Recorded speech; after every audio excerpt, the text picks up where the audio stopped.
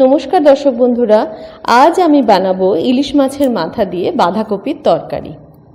कड़ाइए परिमाण मतो सर्षेर तेल दिलाम। इलिश माछेर दुटो मुड़ो नुन हलुद माखिए आमी भेजे निচ্ছি। बाँधाकपिर तरकारी अनेकेई निरामिष खेते चान ना एकटा गन्धेर जोन्नो, किन्तु एइखाने जोदि आबार दुटो इलिश माछेर मुड़ो जास्ट दुटो टुकरो मिलिए देওয়া যায় ताहलेई किन्तु সেই স্বাদ পুরো অন্যরকম হয়ে যাবে এবং খুবই সুস্বাদু হয়ে যাবে সেই বাঁধাকপির তরকারি। আজকে আমরা সেটাই বানাতে চলেছি।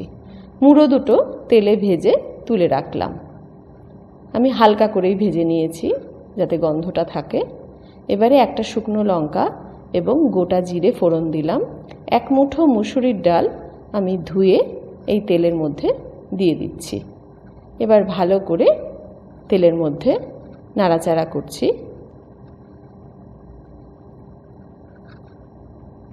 বেশ ভাজা ভাজা হয়ে গেল ডালটা। এবারে জিরে গুঁড়ো দিয়ে দিলাম 2 চা চামচ, লঙ্কা গুঁড়ো 1 চা চামচ, হলুদ গুঁড়ো 1 চা চামচ। এবারে মশলা ধোয়া জলটা দিয়ে ভালো করে নাড়াচাড়া করছি। নুন দিয়ে দিলাম পরিমাণ মতো। মাছের মাথা দুটো দিয়ে দিলাম।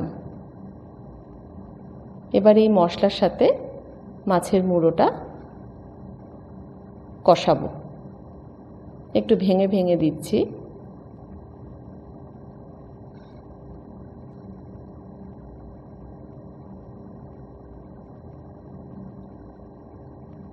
মুড়োটার অস্তিত্ব আমার রাখার দরকার নেই, সেই জন্যই আমি পুরোটা একদম স্ম্যাশ করে দিয়েছি মুড়োটা, যাতে এই মাছের গন্ধটা বাঁধাকপির মধ্যে ছড়িয়ে যায়।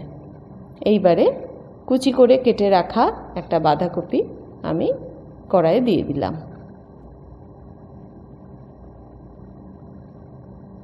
বাঁধাকপি থেকে জল বেরিয়ে আস্তে আস্তে মজতে থাকবে।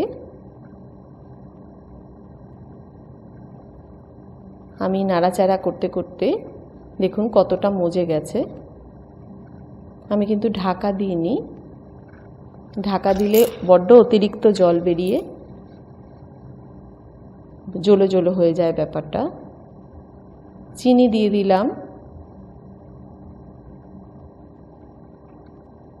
নুন মিষ্টি ঝালটা আপনারা আপনার নিজের স্বাদ অনুযায়ী দেবেন।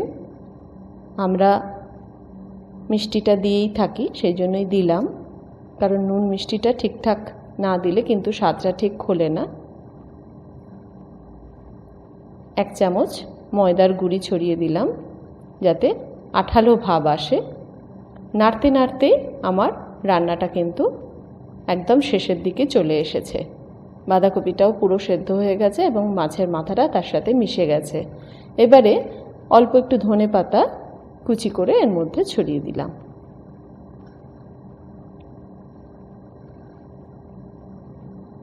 আর একটু নাড়িয়ে চাড়িয়ে গ্যাস অফ করে দিলাম। হয়ে গেল আমার ইলিশ মাছের মাথা দিয়ে বাঁধাকপির তরকারি। গরম গরম ভাত দিয়ে দুপুরবেলা জমিয়ে খেয়ে নিন।